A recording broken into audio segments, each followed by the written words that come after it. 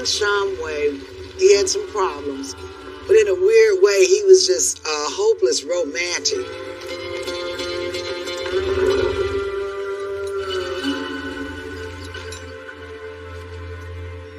When Ronnie found a cowboy, nothing was quite what it seemed.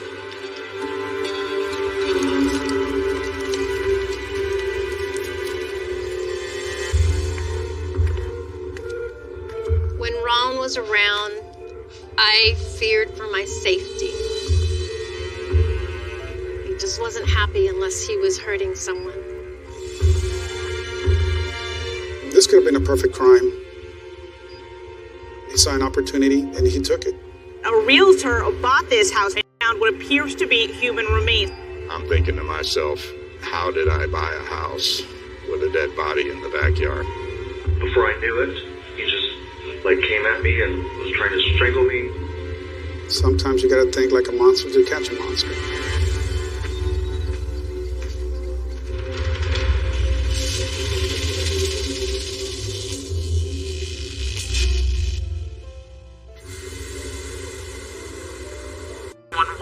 What is your emergency?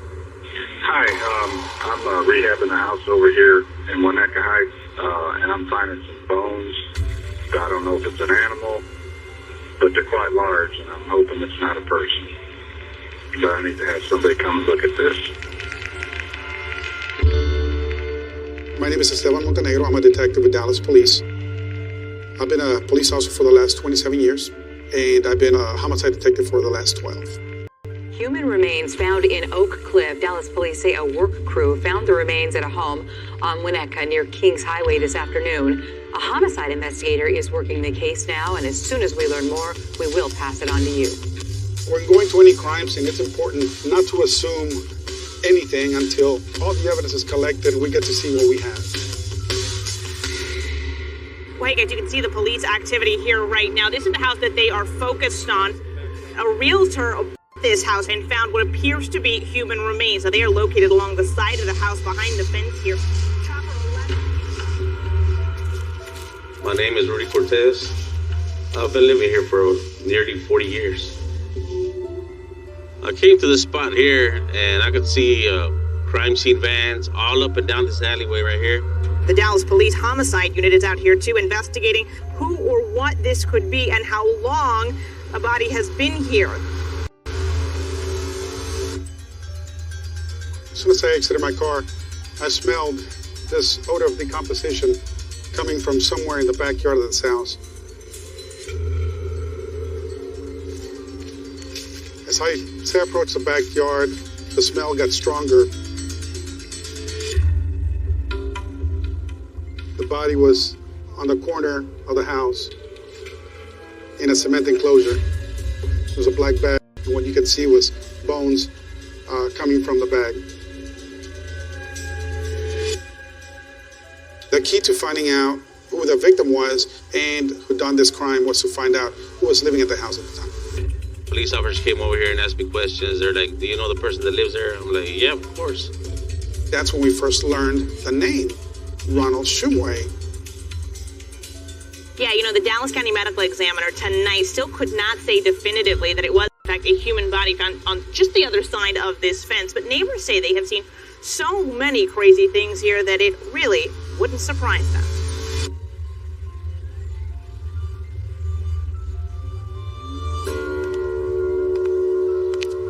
My name is Brantley Hargrove. Back in 2012, I was working as a journalist at the Dallas Observer, and I'd recently moved into this brick duplex right here. And across the street, I would find was a deeply troubled man named Ron Shumway.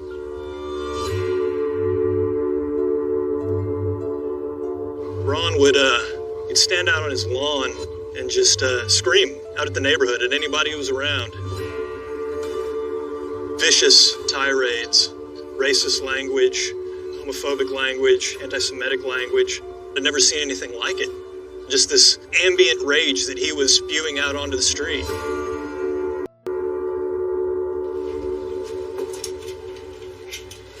My name is Margie Thomas. I'm sitting here at my old house right across the street from Ron Shumway's house. This is a picture of my daughter and my nephew playing in the water. We would always tell them, if Ron's out, go in the house. He's very dangerous. It's not safe to be around him. One day, we bought a brand new bike for my son, and we're teaching him how to ride it. And all of a sudden, a bottle rocket comes flying toward me from the back of Ron Shumway's fence. My mother would go to work, and he would come out just to scream at her, and he would call her just hateful things. He would march up and down the alleyways dragging the ladder or banging a trash can. The fact that people wouldn't maintain their yards upset him a lot. He'd come over here and tell me, hey, when are you going to cut your grass? I'm like, when I get a chance, give me a break. He also hated people that didn't put their trash in the right spots. He would get really mad sometimes that he would grab his trash and throw it over people's fences. He seemed very violent. He even attempted to run over a friend of mine. He was just a mean, angry, evil person. He just wasn't happy unless he was hurting someone. He worked for Dallas Area Rapid Transit as a bus driver, which was surprising and honestly fairly alarming. Ron seemed like such a volatile person. I would never want to be on a bus that he was driving.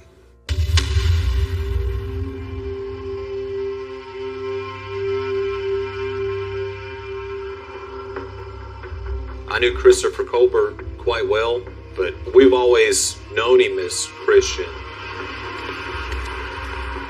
My wife and I lived directly above him in the apartment in Carrollton, Texas.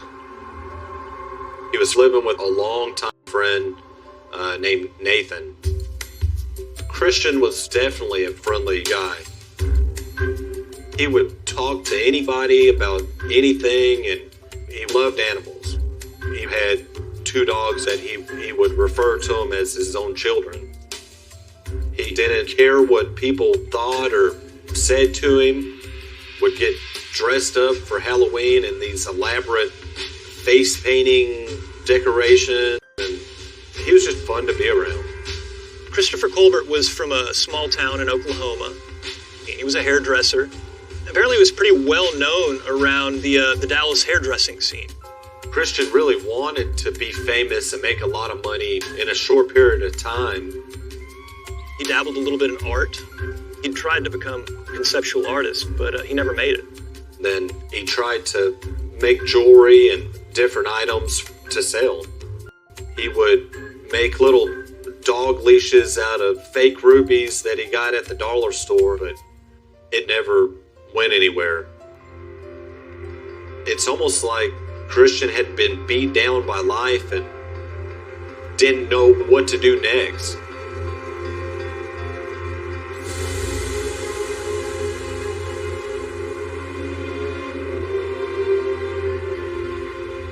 This was a big problem for Christian because Christian knew that he wasn't going to be able to pay the rent. The Christian we knew didn't work. He did arts and crafts on the porch and played with his dogs and partied more than he should have. One evening, I see a strange car pull up to the apartment and look out, and it's Christian loading up a washing machine.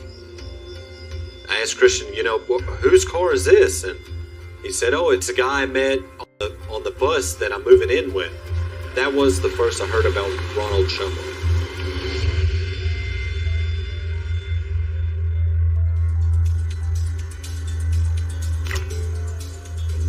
Christian was a kind-hearted person. We never wanted anything bad to ever happen to Christian. I was just glad that he had a spot to live at the time.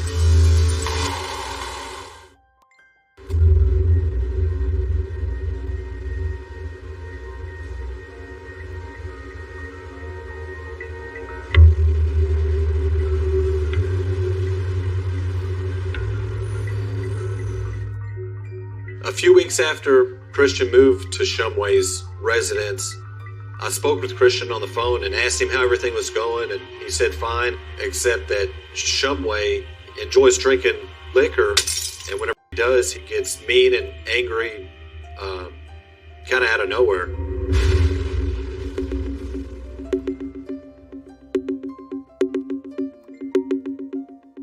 His Facebook profile had something like 600 friends. I mean, that's more than I have.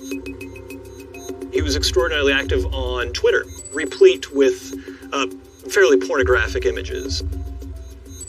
So the Ron Shumway I knew was this unbelievably hostile presence on the street. And it seemed like there was this completely other Ron Shumway that existed online. This guy who had tons of friends.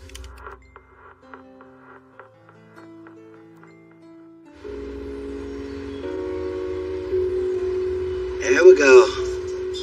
This is your girl Jazzy from the Love Cafe, delivering love all over the planet. We are serving up today a big heaping of love. My name is Cassandra Stevens, aka Jazzy. I am the founder and radio host of the Love Cafe radio show. The Love Cafe is a very personal space where people get a chance to talk about some of their most intimate details of their life. It is a phone-in show, but the magic happens on social media. A guy named Ron Shumway messaged me in August 2013 and asked would I accept his friend request because he loved the show. And I'm like, this guy's really tuned in. Ron would contact me on the show almost every week. And it may be a Wednesday and he'd say, looking forward to Saturday's show. That's a fan. You could tell by the music he requested, he was definitely a hopeless romantic. He was looking for love. That was one of, I think, our deepest connections. We both believed in romance and we both believed in love. Oh, gosh, this was one of my favorite ones. Right around Valentine's Day, he said, sending love to you for Jennifer Holliday on your #1 show, The Love Cafe. And it's a bouquet of roses. And so the name stuck with me, Ron Shumway.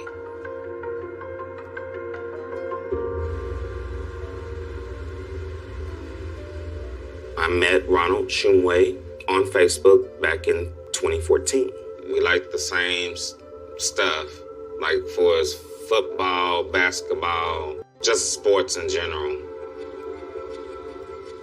That's how we clicked. Ronnie was very funny, had people laughing. We would talk every day. At that time, he was my family, and I considered him as my big brother.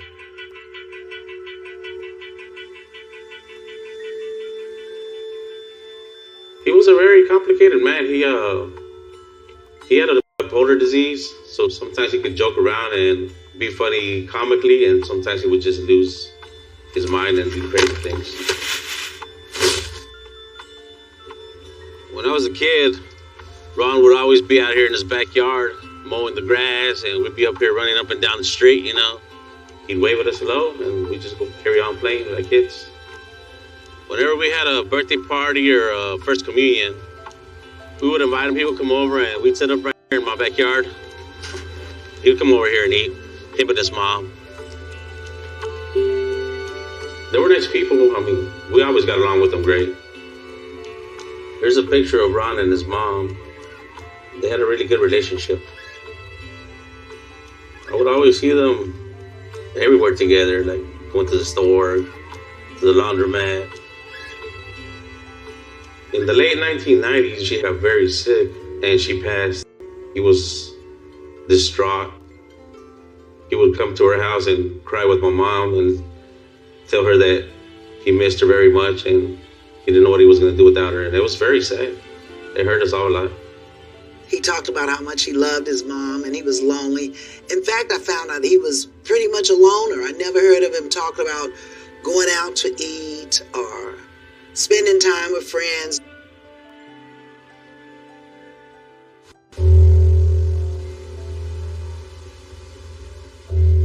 Towards the end of 2014, Ronnie told me him and his roommate have been arguing. It sounded like he was very angry and was stressed out. His roommate wasn't paying his portion of the rent, the electric bill, gas, water. I'm like, okay, you might as well just kick his ass out. There's no way Christian ever had any money to pay rent. For him to get by, he would steal items from one store and go return them to get gift cards to buy larger things he needed.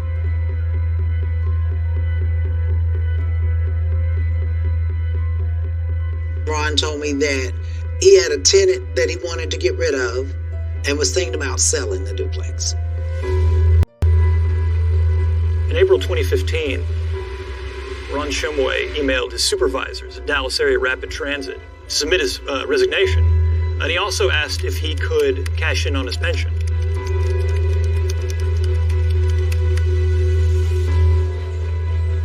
And in June 2015, it seemed as though Ron were trying to sell the house, and for a lot less than I would expect a house in that neighborhood to go for.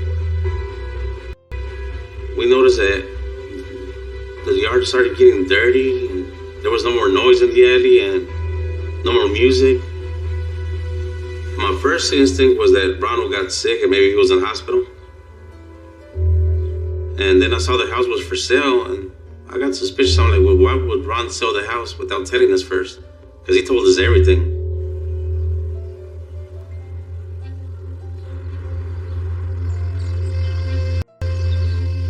In the spring of 2015, I started noticing that Ron wasn't contacting the show. I wasn't seeing posts from him, no requests.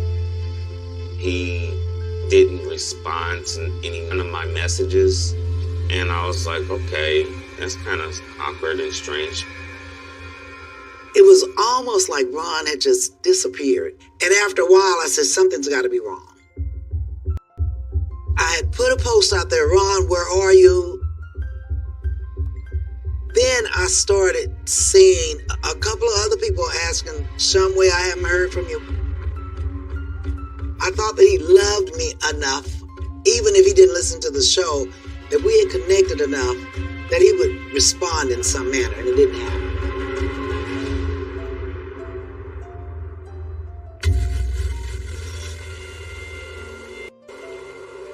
And then I started seeing these posts about found me a cowboy,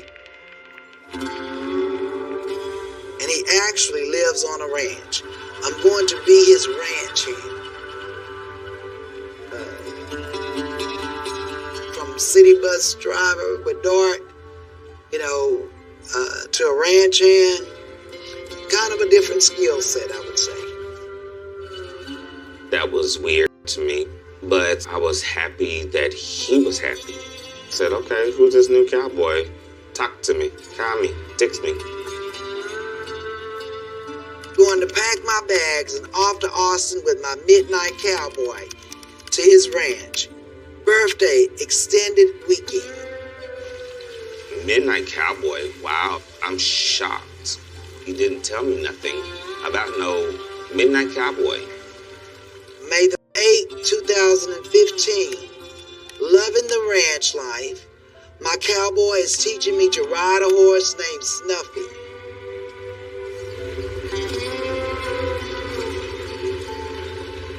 It was like, Lone Ranger running off into the sunset. And when I read that, and I'm just like, I can't visualize Dart driving, Anita Baker loving, Luther Vandross loving, farm guy. I did not see him as going out there with a Stetson hat riding a horse and baling hay. I just didn't see that. He never asked me to play a country song in his whole life.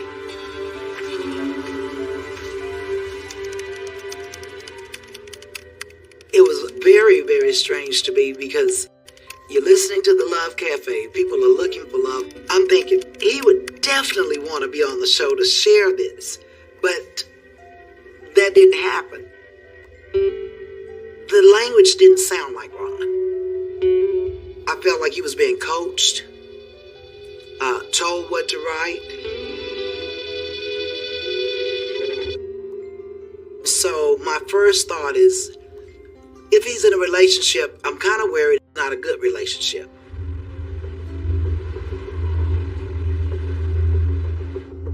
I was so excited. I'm like his only friend here in Austin. So I said, okay, well, let me know when we can link up. And he said, okay, sure will. But never did. When it came to my birthday in June, he usually would say happy birthday to me every year, but there was no messages from him. So that's when I figured something was really wrong. And then after days and days, I finally got a message from Ron.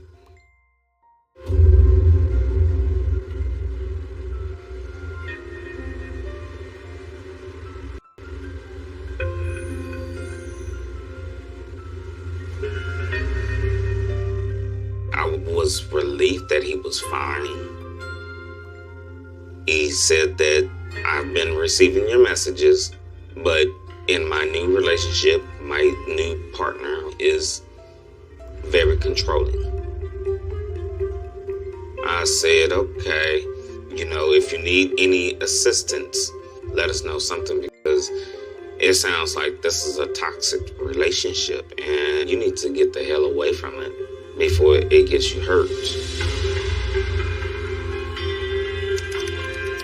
Then I started receiving texts and messages like the memes of our favorite teams. So I said up to myself, okay, he's back to himself again.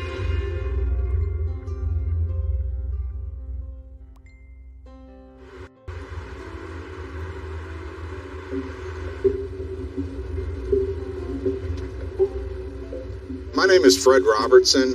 Back in 2015, I was working as a fix and flip investor, developing property in the area of Oak Cliff of Dallas. The area is very competitive, very hot from a real estate perspective. I had found a property that was dilapidated, needed a lot of work inside, but I had planned to convert that duplex into a gorgeous home. Let's just go take that wall out. Take these walls out. That would sell, upwards of close to $500,000. Not too bad.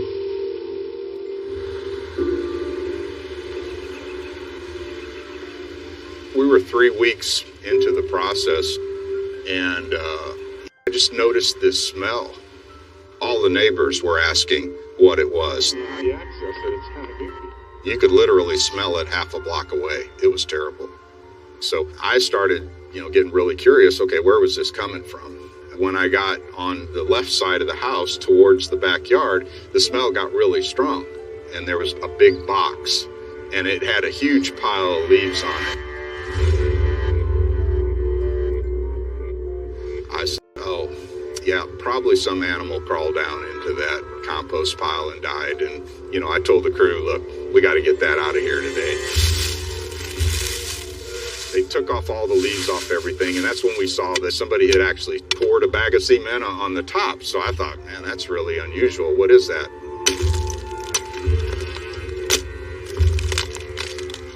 After a few minutes of breaking concrete, what we saw was a black plastic bag.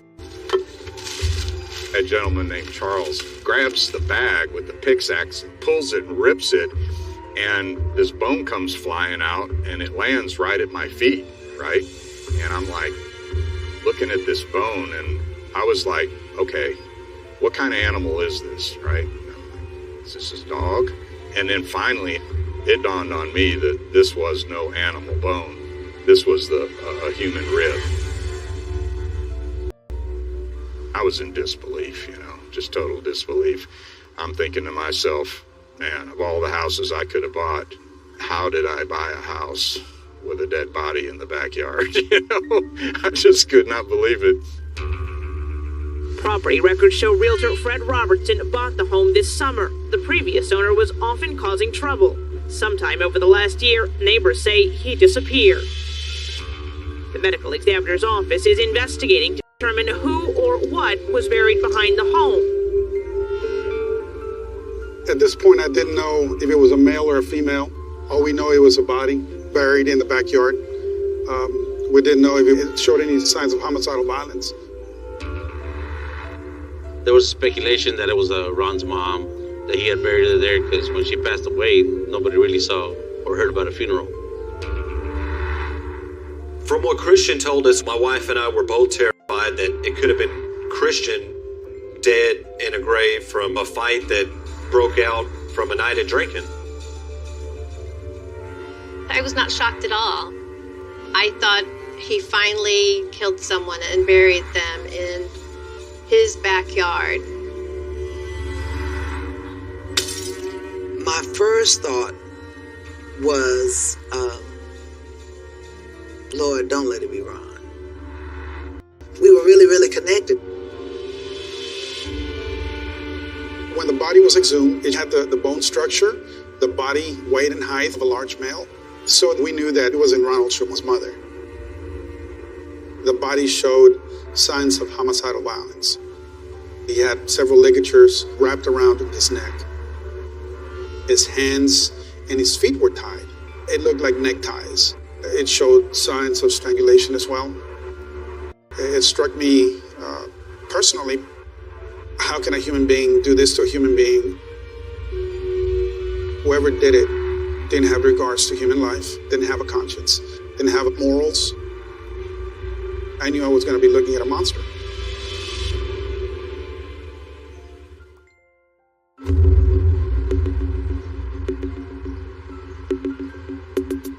At this stage in the investigation, conclusively, I didn't know where Schumann was or where Christopher Colbert was. We were able to locate a neighbor, and he called 911 to report some screaming coming from Ronald Shumway's house, and something to the effect like, don't hit me anymore, don't hit me, don't hurt me. And that was roughly around April the 23rd of 2015. What made this case so difficult was when I got the call from a medical examiner, the fingerprints could not be taken from the body because of the high state of decomposition. So now the investigation took another turn. To get a conclusive positive identification on the body, I needed to get DNA. But it was extremely hard trying to find relatives of Ronald. He was a loner, not very liked in his family. His mother had passed away. His grandmother had passed away. His father had passed away. Then I managed to track down his half-brother.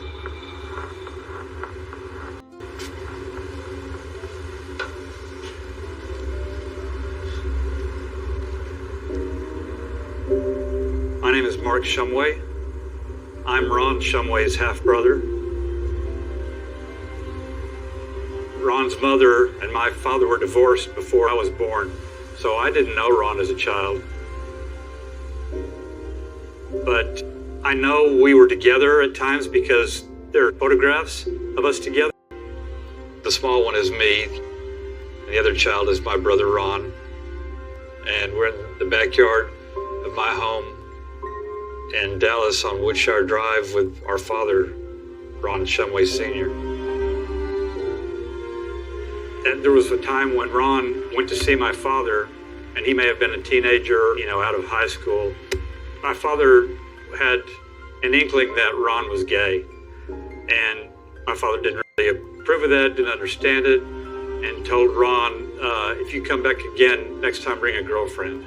Being rejected by his father had a huge effect on Ron. I think he felt isolated and alone. All he had growing up was his mother.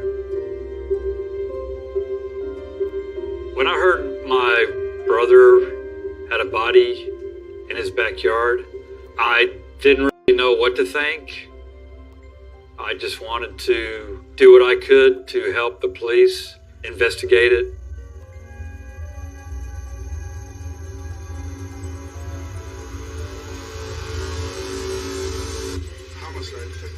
I contacted the first buyer of the house. He told me that he was contacted through a website about selling a house. They decided to meet. The man introduced me as Ronald Shumway. Ronald was in a hurry to sell the house.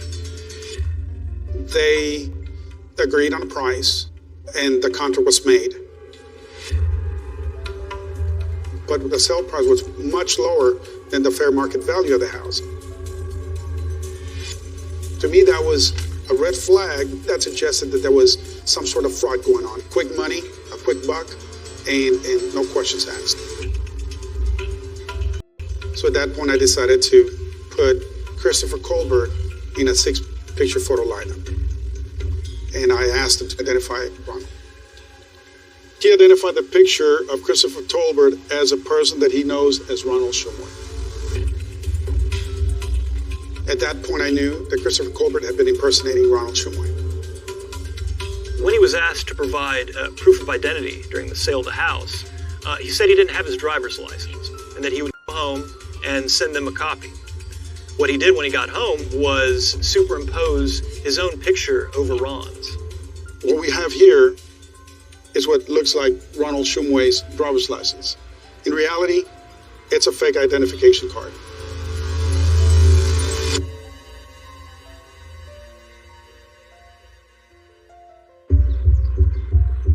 I learned that several items were bought at Home Depot. Back in April, cement, wire mesh, construction equipment, and Ronald Shumway's card was used. At this point, I didn't know if it was Ronald Shumway that bought these items or Christopher Colbert. However, there was several ATMs that provided video footage of Christopher Colbert withdrawing money with the credit card of Ronald Shumway.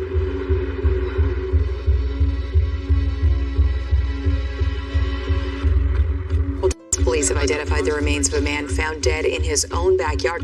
DNA tests confirmed the body belonged to Shumway. He was last seen back in April. Police now say they believe Christopher Colbert pretended to be the dead man, Ronald Shumway, and sold the place for $130,000. And police are investigating the death as a homicide and are hunting for Colbert. When they identified the body, I cried. I really did. Because it was like, somebody had taken my brother. So I did. I cried. I was devastated. Why would someone murder such a sweet, kind-hearted person? After Colbert killed Shumway, he kept Shumway alive by social media for months. Long enough to continue this ruse until he could sell the house and make his getaway.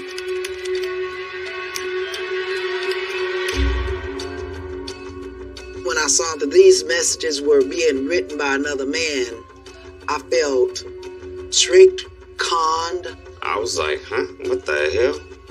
I'm like, how can a dead person send me a message? I felt embarrassed. I felt like horrible. Like, who the I'm talking to right now? For the local media, it started out as an enticing mystery, and then it became, a manhunt. Although we were tracking Christopher Colbert through the various withdrawals that he was making all around the nation, I couldn't pinpoint where he was from one day to another. Then I got a call from a casino in Oklahoma. I was informed that a man attempting to cash $20 bills for larger denominations had passed $20,000 to the cashier. When that person was asked to identify himself, he provided a driver's license of Ronald Shumway.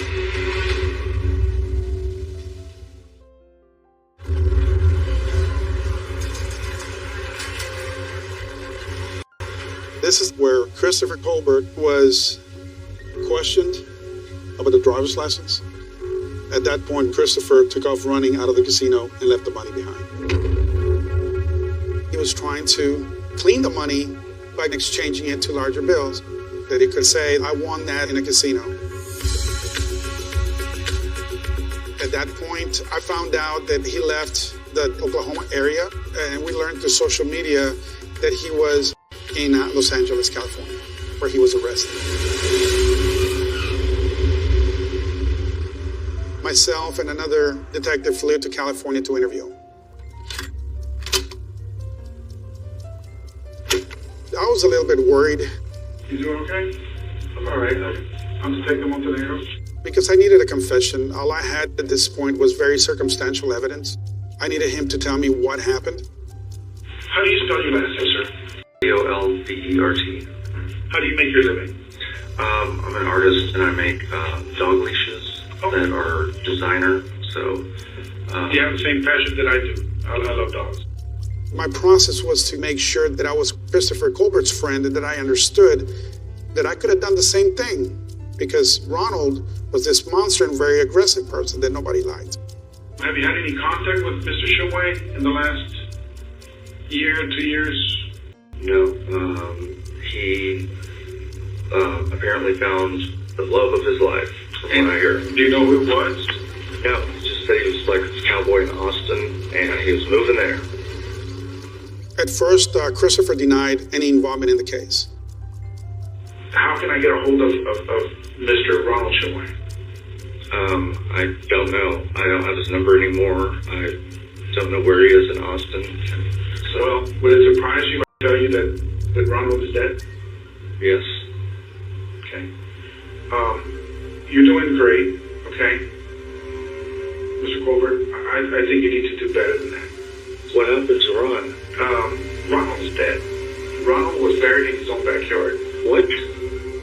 Then I confronted him with the facts that I knew. If it was an accident, if it was something because Ron flipped out, or you had to do something to defend yourself, I need to know now. Because I do understand what Ron was all about. Everybody tells me that he was extremely, extremely violent. Then he admitted that yes, they got into a heated argument, and I let him talk. Before I knew it, he just came at me and was trying to strangle me. And tell me what happened. I was just starting to not be able to breathe. He hit my head on the wall, and then I just ended up choking him. Okay. With what? With your hands? Yeah. Okay. It was self-defense. I don't know what happened. I just wanted to get out of there. So. I understand. And was he unconscious? Yeah. And then what happened? I think he was dead. When we found him, he was tied. Okay. Did you tie him up? I don't remember doing that. No. I just went in shock. I mean, I literally blacked out from fear and shock. Christopher told me half of the story, but I had more than enough evidence to charge him with murder. I'm not getting out of here anytime soon, am I? Yes, sir. Sometimes you gotta think like a monster to catch a monster. Sometimes you gotta make a suspect your friend, and that's what happened here. I used Ronald's history against Colbert, and it worked out. Christopher Colbert's claim of self-defense strikes me as especially with what transpired after he murdered my brother.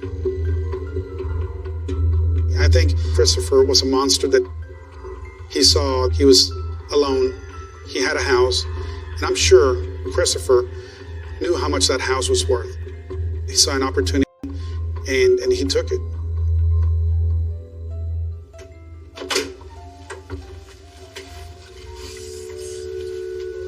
This could have been a perfect crime if he would have done a better job hiding the body, because Ronald would not have been missed. People who were Facebook friends with him. By and large, most of them had never actually met Ron.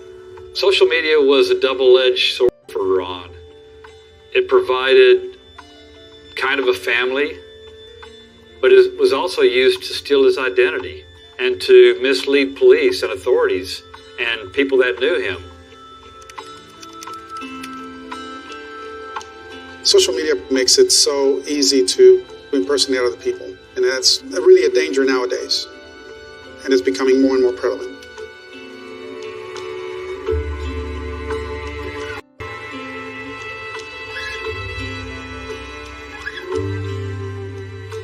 Christopher Colbert took everything from Ron Shumway. He took his life, he took his retirement fund, he took his identity, he sold his home.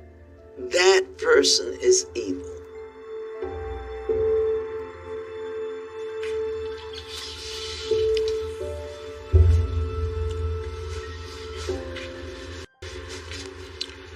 Ron always said, "Oh sis, our first date is going to be at Henderson's Chicken." He loved Henderson's Chicken. And after I found out about him being killed, every time I eat Henderson's, that's what I think about is Ron. It's kind of a bittersweet moment, because if he were here now, that's what we would be doing. 2-piece and a pepper with a good sweet tea. That's what Ron would have loved.